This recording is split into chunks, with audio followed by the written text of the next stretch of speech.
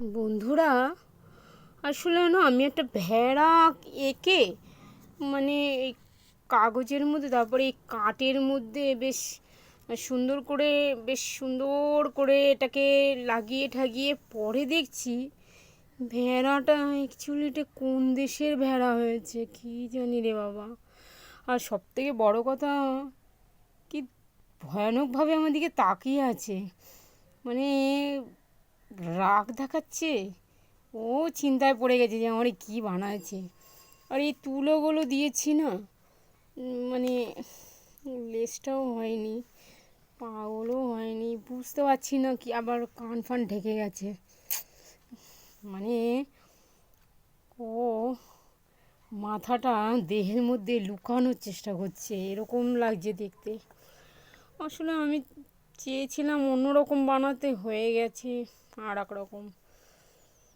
যাই হোক, কিছু একটা বানানোর চেষ্টা করেছিলাম, তা যাই হোক, আমার নিজেরই এখন একটা কেমন হাসিও পাচ্ছে।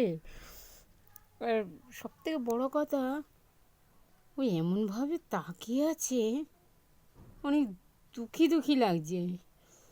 মানে কি বানিয়েছি আমি ওকে, ওটাই ও চিন্তা করছে এরকম মনে হচ্ছে।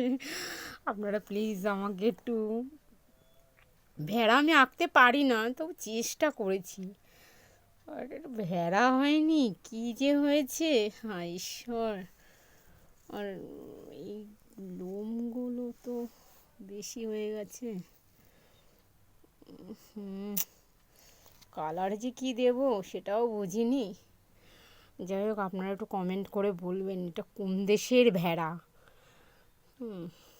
এটা ভেড়া না অ্যাকচুয়ালি এটা কী কী লাগছে, না আমি নিজেই কনফিউজ, কি এটা কি বানিয়েছি আমি নিজেও জানি না।